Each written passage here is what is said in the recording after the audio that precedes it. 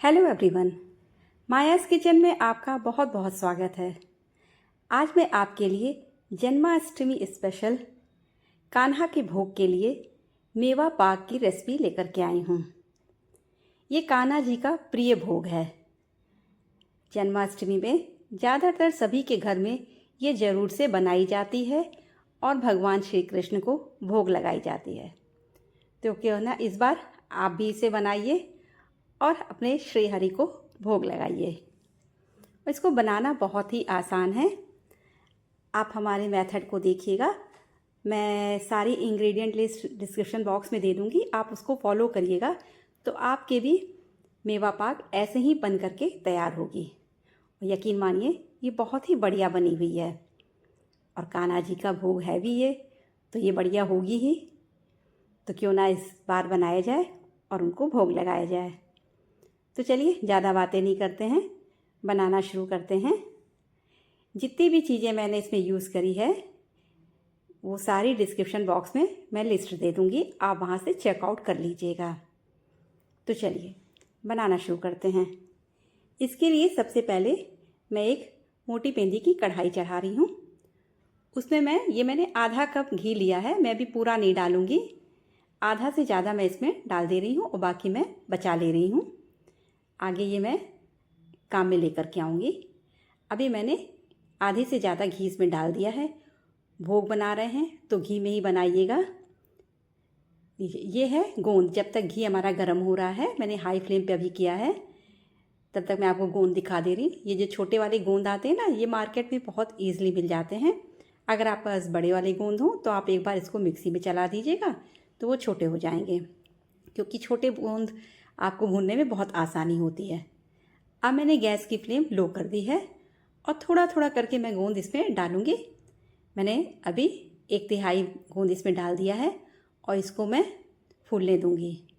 और इसको बिल्कुल लो फ्लेम पे करिएगा ताकि ये अच्छे से अंदर से पक जाए। और ये अपने साइज़ से देखिए एकदम पॉप अप होकर के फूल गई है बिल्कुल, और ये बढ़िया से फूल जाएगी और पक जाएगी। हाई फ्लेम पे बिल्कुल मत करिएगा वरना ये अंदर से कच्ची रह जाएगी। ये देखिए ये हमारी फूल गई। अब मैं इसको निकाल दे रही हूँ। इसी तरह मैं अगला बैच भी तल लूँगी। फ्लेम को बिल्कुल भी हाई मत करिएगा।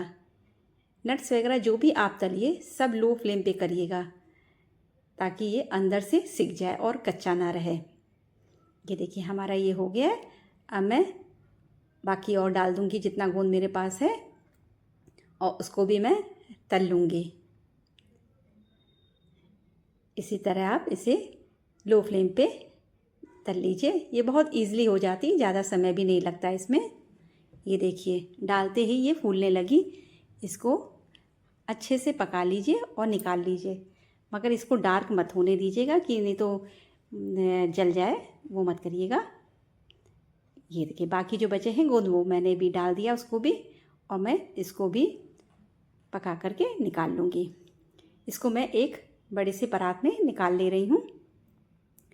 चलिए अब मैं जो ये घी बचा है इसी में मैं, अच्छा देखिए गोंद मैंने जो किया है इसको मैं दबा के आपको दिखा रही हूँ।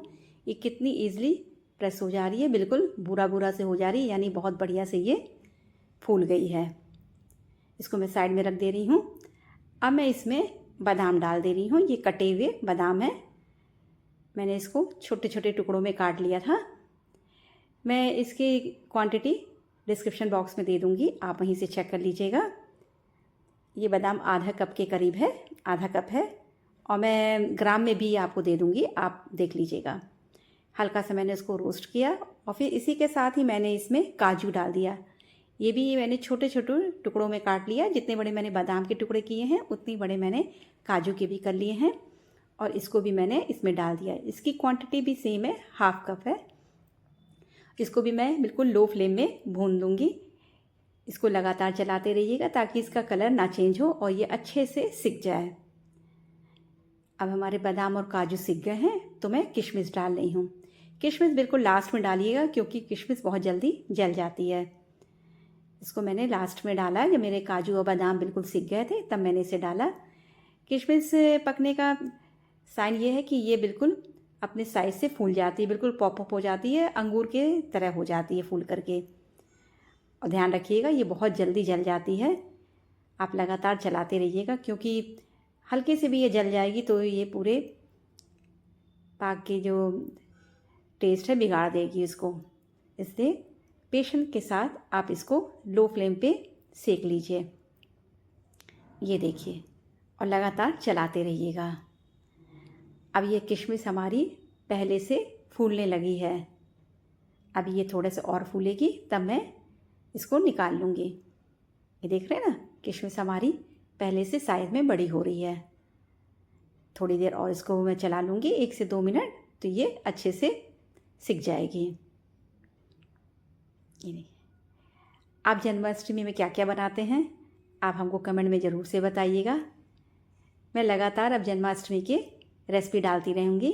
आप कल भी चेक कर लीजिएगा, कल मैं डालूँगी तो आप वहाँ देख लीजिएगा।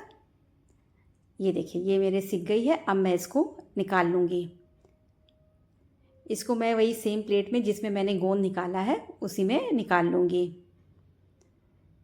ये सारे इसको निकालने के बाद आप इसे निकाल लीजिए। अब मैं इस कढ़ाई में जो मैंने घी को बचाया था वो सारे मैं इसमें डाल दूँगी।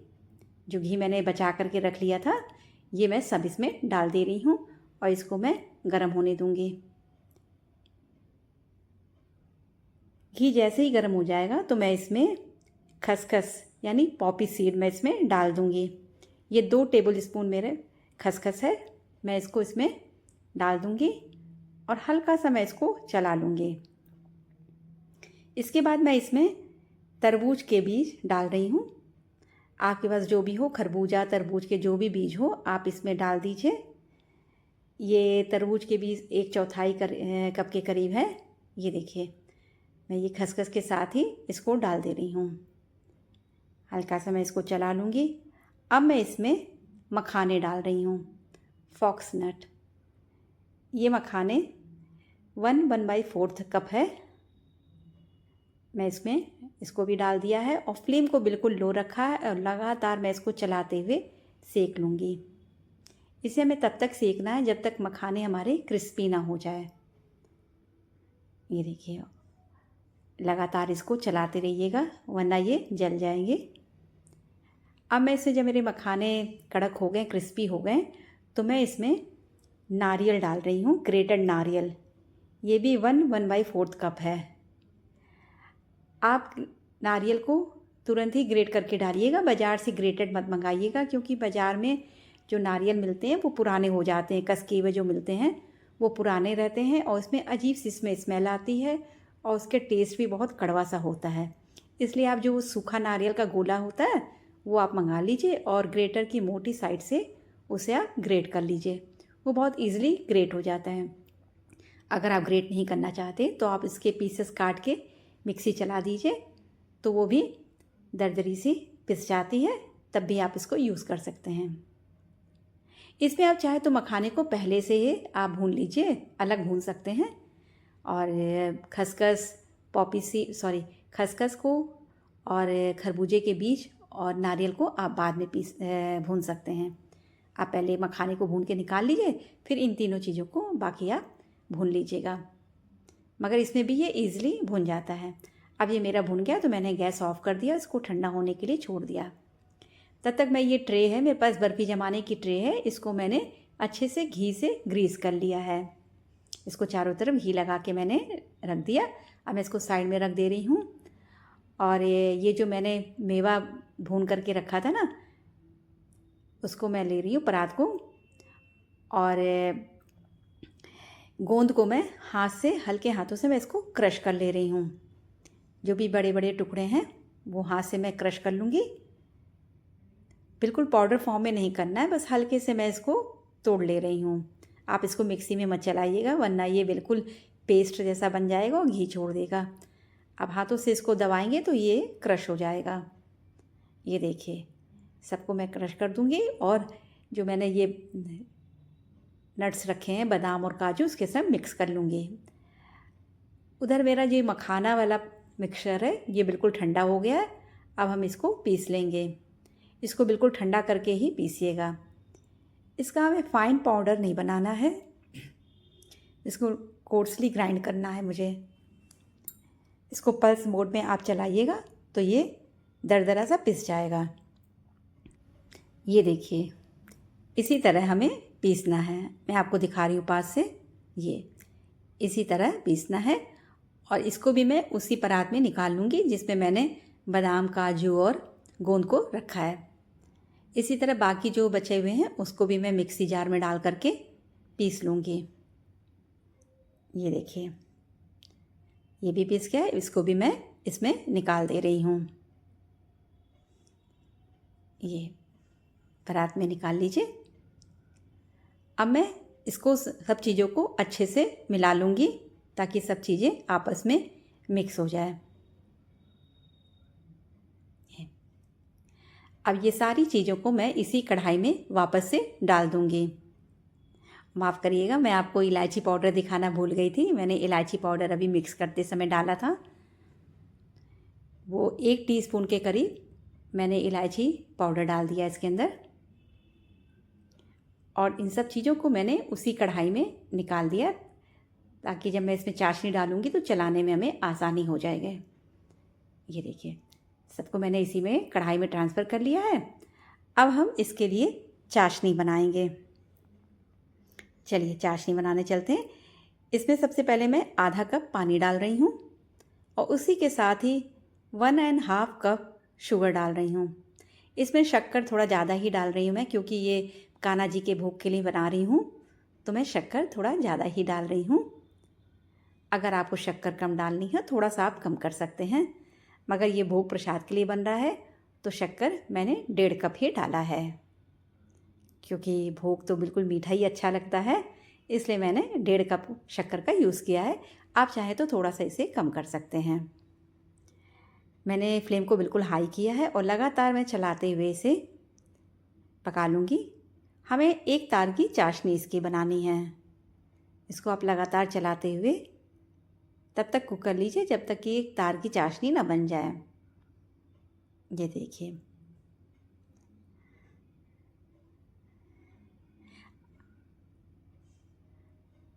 ये देखिए,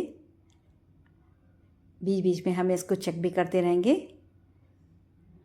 अगर आपकी एक तार की चाशनी से ज़्यादा कहीं बन जाए तो आप घबराइएगा नहीं, इसको आप पानी डाल करके एडजस्ट कर सकते हैं। बीच बीच में आप इसको चेक करते रहिएगा। चेक करते समय आप फ्लेम को बिल्कुल लो कर दीजिएगा या गैस को आप बिल्कुल बंद कर दीजिएगा, क्योंकि जितनी देर आप चेक करेंगे उतनी देर में ये और अपने चाशनी और गाढ़ी हो जाएगी। ये देखिए, अब मेरी बनने को बिल्कुल तैयार है तो मैं गैस को बंद कर दे रही हूँ। ये मेरी एक तार की चाशनी बन करके तैयार है। मैं भी आपको दिखा देती हूँ। ये आप स्पैचुला में देखिए, मैंने थोड़ा सा लिया है, इसको मैं ठंडा करूँगी और 2 उंगली के बीच में मैं इसको चेक कर रही हूँ। अरे माफ़ करिएगा, कैमरा के सामने मैं नहीं दिखा पाई। मुझे लगा मैं कैमरे के सामने दिखा रही हूँ, मगर मैं ऑफ कैमरा चली गई। आप दोनों उंगलियों के बीच में इसको चाशनी को दबाइएगा और छोड़िएगा, तो अगर वो एक तार बन रही हो इसका मतलब है कि चाशनी आपकी तैयार है। लीजिए, मैं आपको स्पैचुला में दिखा रही हूँ। ये जो लास्ट ड्रॉप पड़ रही है, देखिए गिर रही है, वो एक तार की तरह गिर रही है। देखिए, पहले तार बन रही है फिर गिर रही है। इसका मतलब है कि आपकी चाशनी बन करके तैयार है। चलिए, अब मैं ये चाशनी को वो मेवे वाली कढ़ाई में डाल दूँगी। मैं मेवे वाली कढ़ाई में इसको डाल करके अच्छे से मिला लूँगी। गैस पे मैं कढ़ाई नहीं चढ़ाऊँगी। कढ़ाई देखिए मैंने प्लेटफॉर्म पे ही रखा है।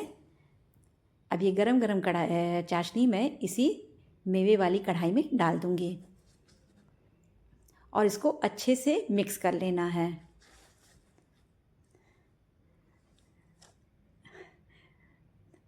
ये देखिए, मैंने मिक्स कर लिया है। माफ़ करिएगा, मैं फिर से मैं कैमरा ऑन करना ही भूल गई।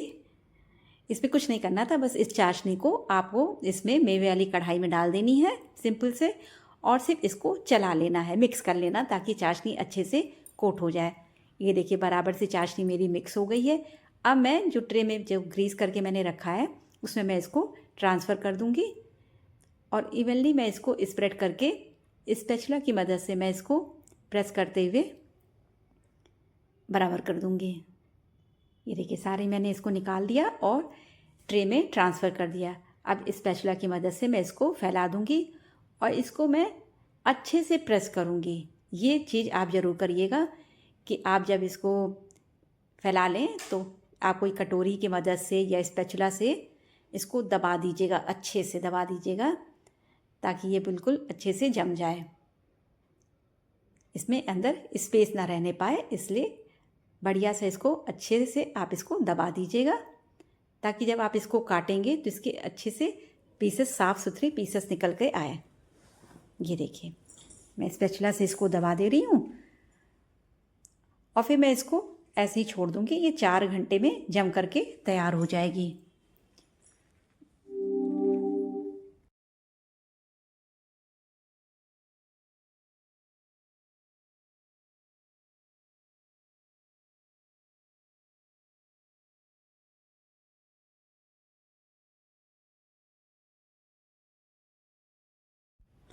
आप 4 घंटे के लिए इसको ऐसे ही छोड़ दीजिएगा, ये बिल्कुल सेट हो जाएगी। ये देखिए मैं 4 घंटे बाद इसको लेकर के आई हूँ, कितनी बढ़िया ये सेट हो गई है, बिल्कुल जम गई है। अब मैं इसके पीसेस काट दूँगी। आप अपने इच्छा अनुसार जितनी बड़े पीसेस काटना चाहते हैं उस हिसाब से आप चाकू की मदद से इसे काट लीजिए। एक टिप मैं आपको देना चाहूँगी, कभी कभी होता है ना कि ट्रे से निकलती नहीं है, जम जाती है, तो आप ऐसा करिए, इसको थोड़ी सी लो फ्लेम पे ट्रे को घुमा दीजिए। इसकी तली को थोड़ा सा ट्रे को फ्लेम पे हल्के से आप गर्म कर लीजिए तो ये बहुत ईज़िली निकल जाती है और बहुत साफ़ सुथरी निकलते हैं वो पीसेस। एक बार आप ये ज़रूर से करके देखिएगा। पहले आप पीसेस निशान लगा दीजिए, काट लीजिए, उसके बाद ट्रे को फ्लेम पे, लो फ्लेम पे रखिएगा और चारों तरफ घुमा घुमा करके इसको ट्रे को गर्म कर लीजिएगा। नीचे से बेस से इसको गर्म कर लीजिएगा। फिर आप जब पीसेस निकालेंगे तो बहुत ही साफ़ सुथरे पीसेस निकलेंगे। ये देखिए मैं आपको एक पीस निकाल के दिखा रही हूँ। ये देखिए, देख रहे हैं कितनी बढ़िया ये जमी हुई है। ये लीजिए, हमारे कृष्ण जी के, भगवान जी के लिए भोग बिल्कुल तैयार है। तो आप भी इसको बनाइए और कान्हा जी को भोग लगाइएगा। और ये बहुत ही आराम से ईज़िली बन जाती है, इसमें कोई मेहनत नहीं है। आप भी ज़रूर से बनाइएगा। मैं कान्हा जी के भोग के प्रसाद के लिए और भी रेसिपी ला रही हूँ, आप इसको चेक करिएगा। मैं कल भी डालूँगी, आप चेक कर लीजिएगा। इधर लगातार मैं 2 दिन भोग प्रसाद की ही रेसिपी लेकर के आऊँगी। ये देखिए कितनी बढ़िया पीसेस कट करके तैयार हुई है। तो फिर देर क्या बात, आप भी बनाइए और भोग लगाइए कान्हा जी को। अगर आपको हमारी रेसिपी अच्छी लगती है तो प्लीज़ मेरे चैनल को सब्सक्राइब कर दीजिए, लाइक कर दीजिए और शेयर कर दीजिए। और हाँ, कमेंट ज़रूर कर दीजिएगा कि आपको हमारी रेसिपी कैसी लगती है। आपके कमेंट का हमें इंतज़ार रहता है। और आपको कौन कौन सी रेसिपी देखनी है ये भी ज़रूर से कमेंट करिएगा, मैं ज़रूर से वो लेकर के आऊँगी। चलिए, कल तक के लिए बाय बाय, टेक केयर।